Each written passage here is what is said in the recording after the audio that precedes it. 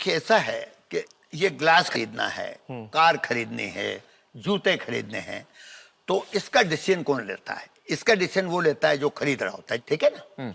Medicine में क्या होता है?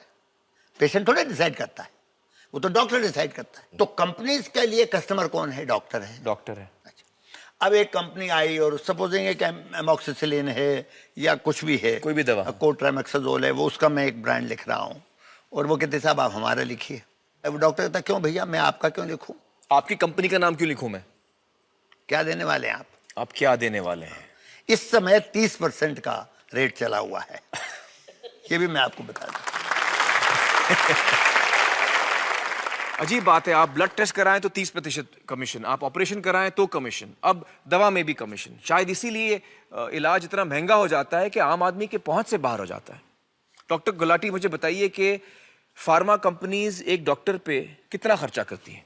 1,31,000 रुपया पर डॉक्टर पर ईयर, और अब वो बढ़ गए होंगे। तो टोटल कितना होता है इसमें? मतलब 12,500 करोड़ रुपए। 12,000 करोड़ का खाली ये मार्केटिंग है हाँ। जिसकी हम बात कर रहे हैं। अब उसमें फिर वही होता है जो सुबह पैथ लैब में बात हो रही थी कि चाहिए 3 दवाइयां तो 4 लिख दो, और 4 में वो चौथी वही होती है वाहियात से कोई टॉनिक फानिक लिख दिया, जिसकी कोई जरूरत है नहीं।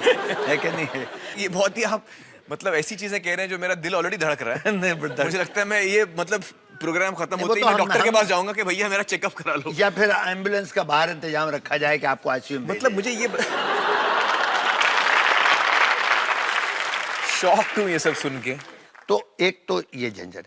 अब देखिए हमारे कानून में ये लिखा हुआ है कि रिश्वत देना और रिश्वत लेना दोनों जुर्म है। जुर्म है। स्वास्थ्य में मेडिकल हिस्ट्री इसमें डेफिनेशन ही बदल गई है। यहां डेफिनेशन ये है कि लेना जुर्म है पर देना जुर्म नहीं है। तो डॉक्टर जो लेता है उस पे वो जुर्म है, लेकिन पर जो ड्रग कंपनी दे रही है उसके ऊपर कोई कानून नहीं है कि ऐसा नहीं कर सकते, लागू ही नहीं है। मतलब यही तो बात है। तो मूल चीज को अगर हम एक दो लाइन में बोलना चाहें तो वो क्या? देखिए, हेल्थ जिसको इंग्लिश में कहा जाता है is not a priority in India. और वो क्यों नहीं प्रायोरिटी है? क्योंकि ये अमीरों को अफेक्ट नहीं करता, ये सिर्फ गरीबों को अफेक्ट करता है। अब हमारी जो पूरी व्यवस्था है वो इस ढंग की होनी चाहिए, सोसाइटी या गवर्नमेंट सभी को हेल्थ सर्विस बराबर देगी। तो अमीर आदमी जो हैं वो ज्यादा पैसे देंगे, गरीब आदमी कम पैसे देंगे, पर जो हेल्थ सर्विसेज हैं वो दोनों को बराबर मिलेंगी। मैं बेल्जियम में 9 साल रह के आया हूं। बेल्जियम में क्या आपका अनुभव रहा? देखिए, बेल्जियम में क्या होता है, जब हम अपना इनकम टैक्स देते हैं तो उसका एक भाग म्यूचुअल को देना पड़ता है। तो म्यूचुअल वो कंपनी होती है जो आपकी स्वास्थ्य की देखभाल करती है? हाँ, कंपनी नहीं होती है, फाइनेंसिंग करती है। अच्छा, फाइनेंसिंग करती है। तो उसमें क्या है कि जैसे सपोजिंग मेरी इनकम 1 लाख बेल्जियन फ्रैंक है, तो मैं उसमें से 500 या 1,000 जो भी उन्होंने तय किया है वो अपने म्यूचुअल को दे दूंगा। इसके बाद में वहां पे चाहे प्राइवेट हॉस्पिटल में जाएं या गवर्नमेंट हॉस्पिटल में जाएं, उसका जो बिल है वो मेरा म्यूचुअल पे करेगा, तो मुझे कुछ नहीं देना है, जीरो। तो एक किस्म का ये एक नेशनलाइज्ड हेल्थ सर्विस हो गया। अब अगर वो वहां पे ऐसा हो सकता है तो ये इसलिए हो सकता है कि वहां के शासन ने, वहां की गवर्नमेंट ने हेल्थ को एक हाई प्रायोरिटी पे रखा हुआ है, और ये मान के चले हैं कि गरीब इंसान भी इंसान है। ये इस बात को मान के चले। अब आइए भारत के ऊपर। आज के दिन जिसको हम ग्रॉस डोमेस्टिक प्रोडक्ट कहते हैं, जीडीपी, यानी कि जो देश में पूरा पैसा है, उसका 1.4% हेल्थ के ऊपर खर्च हो रहा है। बस हमें हमारे कैलकुलेशन के मुताबिक जब तक आप 6% तक नहीं पहुंचेंगे तब तक भारतवर्ष के लोगों को एक रीजनेबल, एक्सीलेंट की तो मैं बात ही नहीं कर रहा हूं, सर्विस मिल ही नहीं सकती। एक साधारण मिल ही नहीं सकती। बहुत ऐसी कंट्री जिसको कि आप अपने दिल में समझते हैं कि बिल्कुल ऐसी लल्लू पंजू कंट्री, वो 6-6, 7-7, 8-8% खर्च करते हैं, और हम लोग क्या करते हैं? हमारा तो बस एक ही है। पाकिस्तान कितना करता है? उन्होंने कहा 1.3, हम कितना करते हैं? 1.4।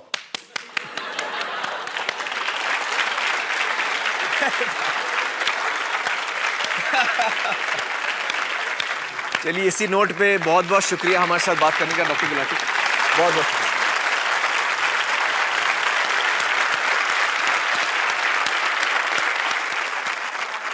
दोस्तों, हेल्थ केयर यानी स्वास्थ्य सेवाओं में 2 चुनौतियां हैं। पहली, कैसे सबको, हर इंसान को अच्छी स्वास्थ्य सेवाएं दी जाएं, और दूसरी, कैसे इन सेवाओं को हर इंसान की पहुंच में लाया जाए, किफायती बनाया जाए। मुश्किल चुनौतियां हैं, पर क्या इन मुश्किलों को जीतना नामुमकिन है? आइए देखते हैं। बेंगलुरु के पास निंजकट्टे गांव का रहने वाला शिवलिंगैया एक छोटा किसान है। अचानक उसकी बेटी वरलक्ष्मी बीमार रहने लगी। शिवलिंगैया ने जब उसकी जांच कराई तो उसे पता चला कि उसकी बेटी के दिल में एक छेद है। उसे सिर्फ एक महंगे ऑपरेशन से ही बचाया जा सकता है। साल भर में केवल 25,000 कमाने वाले शिवलिंगैया के लिए वो रकम जुटा पाना एक नामुमकिन काम था। अपनी बेटी को खो देने का डर शिवलिंगैया को दिन रात सता रहा था।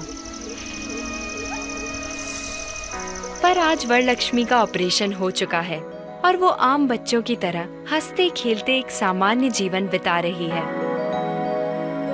और ये मुमकिन हुआ आधुनिक सुविधाओं से संपन्न नारायण हृदयालय में। और इस अस्पताल की नींव रखी डॉक्टर देवी शेट्टी ने। अपनी सूझबूझ, लगन और मेहनत से डॉक्टर देवी शेट्टी ने महंगे ऑपरेशंस को आम इंसान की पहुंच के भीतर ला खड़ा किया है। हजारों बीमार दिलों को फिर से धड़काया है।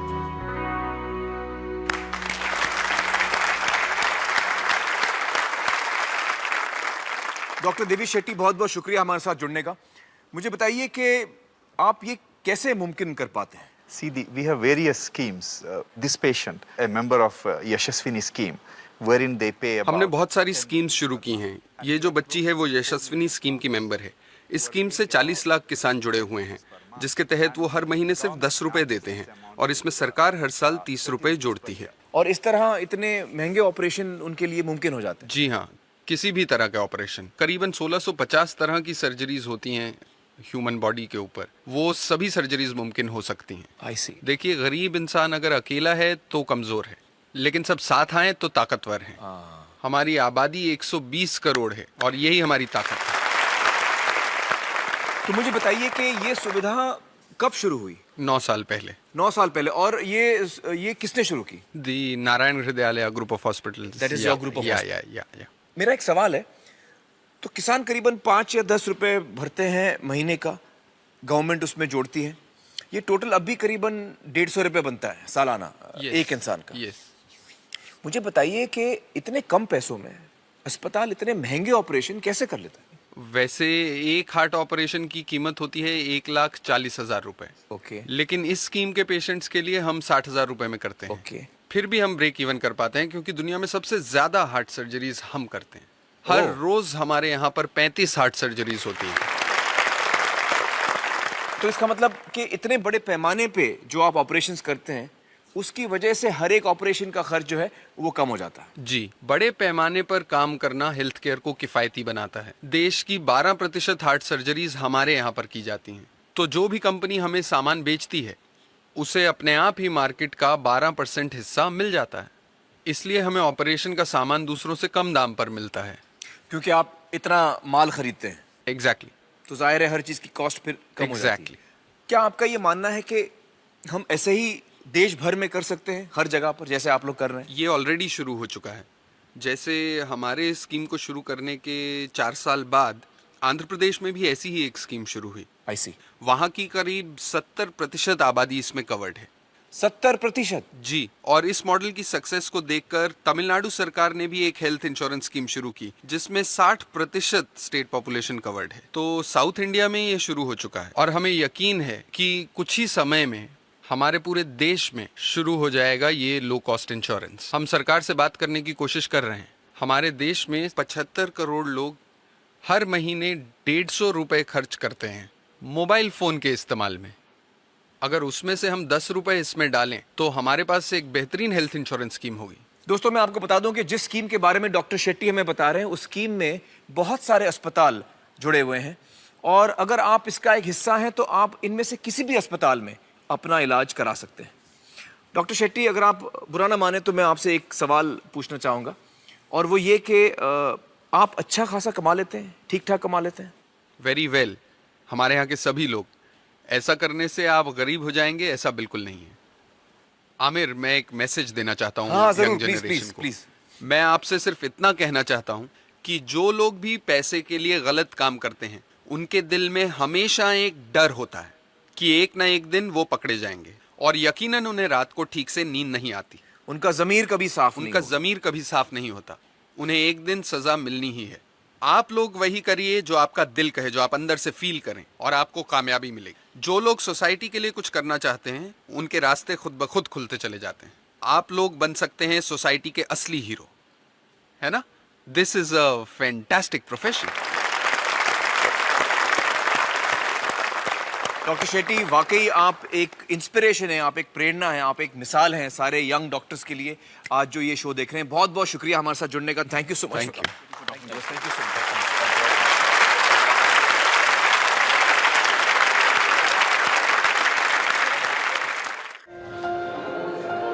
बीमारियों के इलाज में होने वाले खर्च का बड़ा हिस्सा दवाइयों का होता है। हमारी टीम की एक सदस्य ने आमतौर पर काम आने वाली कुछ दवाइयों का एक प्रिस्क्रिप्शन डॉक्टर से लिया। फिर उन्होंने ये दवाइयाँ बाजार में एक केमिस्ट की दुकान से खरीदी कितना? 2151। और यही दवाइयाँ उन्होंने जेनेरिक मेडिसिन्स की दुकान से भी ली। कितना हुआ इसका? 354। दवाइयों की कीमत में जमीन आसमान का फर्क दिखाई दिया। राजस्थान में कम कीमत में मिलने वाली इन जेनेरिक दवाइयों की शुरुआत की चित्तौड़ के पूर्व कलेक्टर डॉक्टर समित शर्मा ने।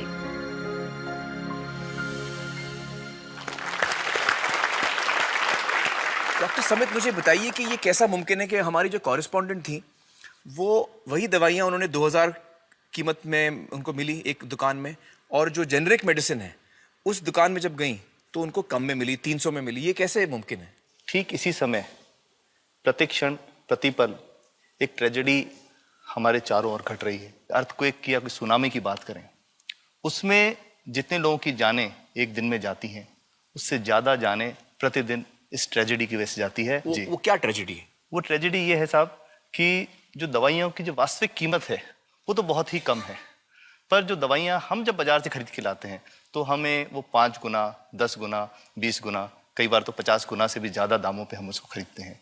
जैसे हम भारत में अगर देखें कि 40 करोड़ से ज़्यादा लोग ऐसे हैं जो अपने लिए 2 वक्त की रोटी नहीं जुटा पाते, तो क्या वो उस दवा को खरीद सकते हैं? बहुत सारे लोगों को इस वजह से दवाई नहीं मिल रही। यस, WHO कहता है कि स्वतंत्रता के 65 वर्ष पश्चात आज भी 65% of the Indian population lacks regular access to essential medicine. जो मेन दवाई है, जो आवश्यक दवाइयां हैं, वो उन तक नहीं पहुंच वो पाती भी रकम की वजह से। रकम की वजह से। मुझे बताइए कि ये जो जेनेरिक मेडिसिन जो हम Generic। कहते हैं, अभी ये अंग्रेजी का शब्द है, इसको हिंदी में कैसे समझाएं? मैं आपको बहुत सरल भाषा में बताता हूँ। तो ये जेनेरिक नाम जो दवा का जो मूल सॉल्ट है, जो इसके अंदर जो दवा है उसका नाम है, केमिकल नाम। उसका केमिकल नाम है। अब जैसे और उदाहरण अगर सरल करके बताएं इसको, तो जैसे ये लड़की दुबली पतली सी नजर आती है, तो मैं अगर डॉक्टर हूं तो मैं इसको ये कहूं 1 गिलास दूध सुबह, 1 गिलास शाम को पिया कर। पर चिकित्सा के व्यवसाय में दुर्भाग्य से हमारे देश में ऐसा नहीं हो रहा। हम ये नहीं कहते कि आप भैंस का दूध लेके आइए, हम कहते हैं कि वो रामू की भैंस का दूध लेके आना।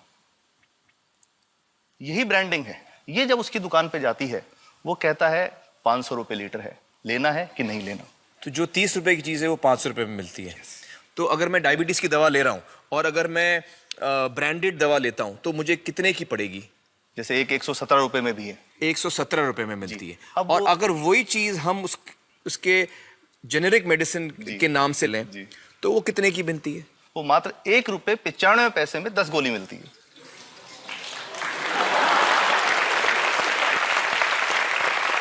और दोनों गोलियों में कोई फर्क नहीं है किसी किस्म का? 100% समान, क्योंकि इसकी उत्पादन लागत ही इतनी है। उसका manufacturing, packaging, transport, retail margin, जो उसके मार्जिन जो हैं, जो हमारे ज्यादा उतने की वो सब मिला करके उतने की ही पड़ती है।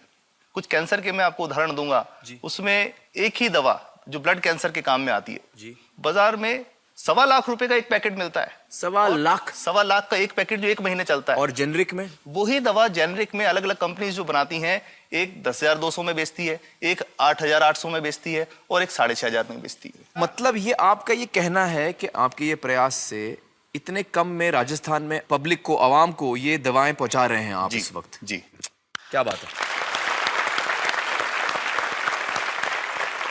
मेरा ये सवाल है कि डॉक्टर्स जो हैं वो हमारे पर्ची पर जी। जेनेरिक नाम क्यों नहीं लिख के देते? क्यों लिखते हैं वो सब ब्रांडेड? जाने नहीं देंगे बाहर फिर। नहीं नहीं, सब जाने देंगे। जब एक नया नया मेडिकल प्रैक्टिशनर जब प्रैक्टिस शुरू करता है तो उसके पास जो कंपनी के जो मेडिकल रिप्रेजेंटेटिव्स होते हैं, सेल्स बढ़ाने का उनका काम होता है मार्केटिंग Sales प्रिंसिपल के हिसाब, सेल्स एजेंट होते हैं बेसिकली। फिर वो कहते हैं साहब आप हमारी जो दवा है यही लिखना, ये बहुत बेहतर दवा है, इससे मरीज ठीक होगा। और उनको डॉक्टर्स को लिखने के लिए उनको प्रेशराइज किया जाता है, उनको टेम्प्ट किया जाता है। तो ये इसमें बहुत बड़ा कारण है जो दवा की कीमत को उसकी वास्तविक कीमत से 5-10 गुना 20 गुना तक बढ़ा देता है। एक बहुत बड़ा कारण है, क्योंकि हमारे पास जब हम टेंडर करते हैं तो बहुत सारे कंपनी वाले आते हैं, जो भारत की जो सबसे बेहतर कंपनियां जिसके भी नाम, वो रेपुटेड कंपनियां जिनके नाम आप ले सकते हैं, वो सभी हमें वो उसको जो 70 रुपए की है उसको 2 रुपए में 5 रुपए में दे रही है, 30 रुपए की दवा 2 रुपए में दे रही है। इतना ज्यादा फर्क तो कंपनी तो दे सकती है और देना चाहती है और हमें देती भी है इतनी कम दामों में, हमें दे रही है ना, ये संभव तो है। अच्छा मैं आपको बताऊंगा कि भारत से हम लगभग 45,000 करोड़ रुपए की जेनरिक दवाइयां प्रतिवर्ष विदेशों को निर्यात करते हैं। आप भेजते हैं दुनिया भर में जेनरिक, ये जो सस्ती दवाएं हैं आप विश्व भर में भेजते हैं, और हमारे लोगों को नहीं मिल रही। हमारे देश में महंगी है, हमारे देश में महंगी है, और अगर ऐसा है तो हमें कोई ईस्ट इंडिया कंपनी की जरूरत नहीं, हम वापस उसी दिशा में जा रहे हैं।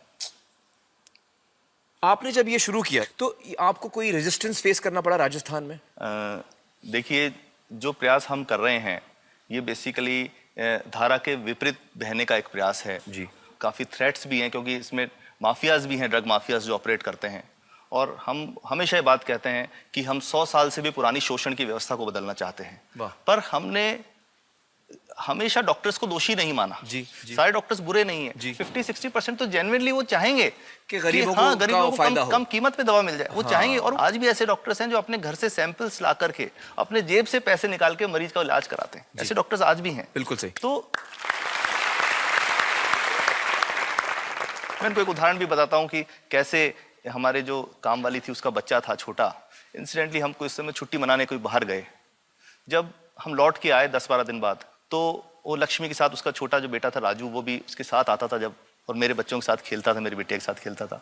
तो वो लक्ष्मी अकेली आई, राजू नहीं आया। तो हमने पूछा कि क्या हुआ, तो उसने जो बात बताई कि साहब वो उसको, आप गए थे, उल्टी दस्त हो गया था। उल्टी दस्त की बीमारी के लिए वो जब दवा लेने गई तो केमिस्ट ने उसको कहा कि इसके तो 400 रुपये लगेंगे। तो उसने कहा साहब मैंने खूब मांगा, मेरे पास 400 रुपये मुझे नहीं थे, और मेरा बच्चा रात को ही उसको दस्त आते रहे, वो ख़त्म हो गया। और मैं आपको ये कहना चाहता हूँ कि वो जो दवा लिखी थी कि वास्तव कीमत 1.5-2 रुपये ही है, तो वो बच्चे की जान बच सकती थी। 65 वर्ष के बाद भी अगर कोई बच्चा उल्टी दस्त से मर जाए तो मैं नहीं समझता इससे शर्मनाक बात कोई हम लोगों के लिए हो सकती है। और सबसे बड़ी बात कि इसे आसानी से बदला जा सकता है।